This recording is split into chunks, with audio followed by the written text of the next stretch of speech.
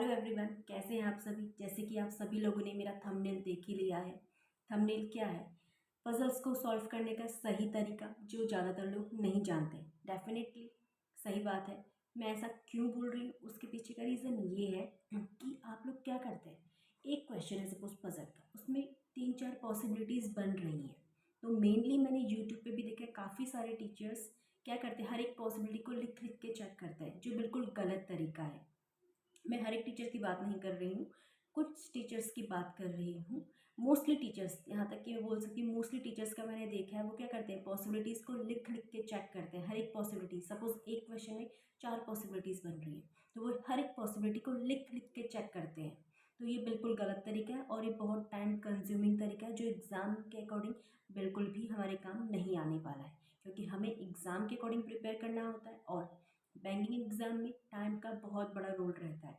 Question तो solve हो जाएगा, अगर हम टाइम की बात ना करें, हमारे पास टाइम बहुत है, तो क्वेश्चन सॉल्व हो जाएगा। बट यहाँ पे टाइम का बहुत बड़ा रोल है कि आपको 20 मिनट्स में 35 क्वेश्चन अटैम्प्ट करने होते हैं। और पजल्स के लिए भी उसमें से आपके पास, जिसकी स्पीड काफ़ी अच्छी है, 13 to 14 मिनट्स मिलते हैं 4 to 5 पजल्स को सॉल्व करने के लिए। और 6 मिनट्स जो है अदर क्वेश्चन के लिए हमें रखने पड़ते हैं। जिसकी स्पीड अच्छी है, मैं उसकी बात कर रही हूँ, इतना टाइम लगता है।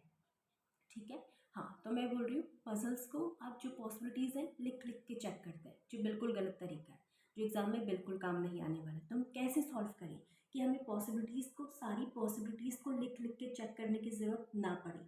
इसके लिए हमें क्या करना होता है, फर्स्ट थिंग जो मैं बार बार बोल चुकी हूँ, कि आपको स्टेटमेंट्स को अच्छे से नोट डाउन करना है शॉर्ट में। यानी कि आप फुल फुल उनके नेम जो भी दिए हैं लिख रहे हो, या सिटी नेम दिए हैं वो फुल लिख रहे हो, स्टेट्स नेम दिया है, कंट्री नेम दिया है, कुछ भी फुल फुल लिख रहे हो नहीं, इससे बहुत टाइम लग जाएगा आपको लिखने पे। सबसे पहले आपको स्टेटमेंट्स को शॉर्ट में नोट डाउन करना होता है। हाँ ठीक है, ये तो काफ़ी सारे बच्चों को पता होता है और वो शॉर्ट में नोट डाउन भी करते हैं। ठीक है, फर्स्ट बात हो गई। ठीक है, नो स्टेटमेंट्स हमने नोट डाउन कर ली। इसके बाद बारी आती है पॉसिबिलिटीज़ को चेक करने की।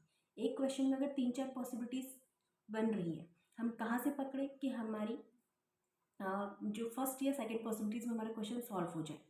तो उसके लिए हमें क्या करना होता है, मैंने आपको बता रखा है। जहाँ पे हम क्या करते हैं, एक्सपेंड चीज़, जहाँ पे ज़्यादा स्पेस फिल हो रहा है, जहाँ पे एक पॉसिबिलिटी हमारा ज़्यादा स्पेस फिल कर रही है। सपोज अगर मैं फ्लोर बेस्ड पजल की बात करूँ, 8 फ्लोर्स हैं। ठीक है, 8 फ्लोर्स हैं, और उसमें जहाँ पे अगर मेरे नीचे से पॉसिबिलिटीज़ लग रही है फर्स्ट फ्लोर से, उसको अगर मैं लगाऊँ, उसमें मेरे ज़्यादा स्पेस फिल हो रहा है, फर्स्ट टू 8 ज़्यादा स्पेस फिल हो रहा है, तो मैं उस पॉसिबिलिटी को पहले चेक करूँगी। ये होता है मिनिमम पॉसिबिलिटी। मिनिमम पॉसिबिलिटीज से हमारी प्रीलिम्स के 90% क्वेश्चन सॉल्व हो जाते हैं। मेंस की बात मैं अभी नहीं कर रही हूँ, इस इसमें अभी मैं सिर्फ प्रीलिम्स की बात कर रही हूँ। ठीक है। हाँ, तो दूसरी बात है, और अगर सपोज आपको समझ नहीं आ रहा है, होता है कुछ ज़्यादा ही क्या टिपिकल सा क्वेश्चन है, या आपको पॉसिबिलिटीज़ को चेक करना ही पड़ रहा है, तो आप क्या करोगे, हम डॉट और टिक मेथड का यूज़ करते हैं।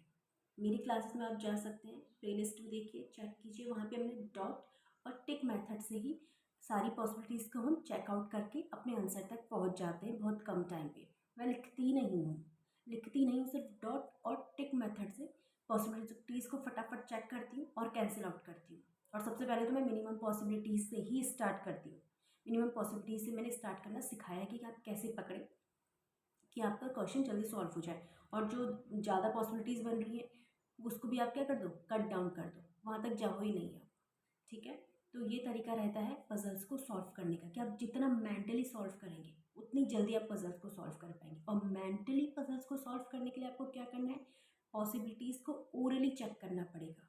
अगर आप पॉसिबिलिटीज़ को ओरली चेक कर रहे हैं, कौन सा मेथड होता है, डॉट और टिक मेथड से मैं सॉल्व करवाती हूँ, तो उससे आप अपने आंसर तक जल्दी पहुँच जाते हैं। ठीक है, तो ये था कि पजल्स को सॉल्व करने का सही तरीका क्या है। पजल्स को सॉल्व करने का सही तरीका मैं आपको बता चुकी हूँ। फर्स्ट, स्टेटमेंट को शॉर्ट में नोट डाउन करो, और सेकंड, हम डॉट और टिक मेथड का यूज़ करते हैं पॉसिबिलिटीज़ को चेक करने के लिए। हर एक पॉसिबिलिटी को हम लिख लिख के चेक नहीं करते। It will take too much time to solve a single question.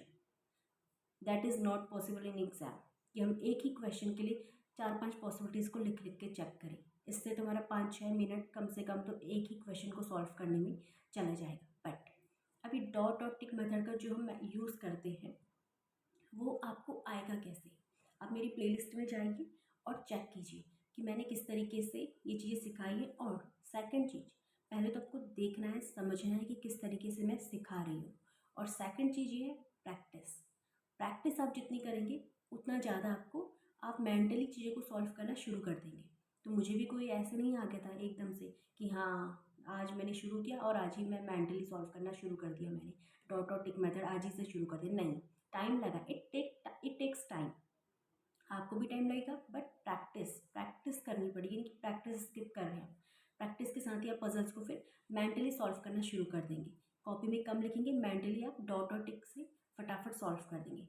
तो ये आपसे बात करनी थी आज, इसको यहीं पे एंड करते हैं। ठीक है, हैव अ नाइस डे। मेरी प्लेलिस्ट चेक कीजिएगा कि मैंने वहाँ पे कैसे सिखाया है।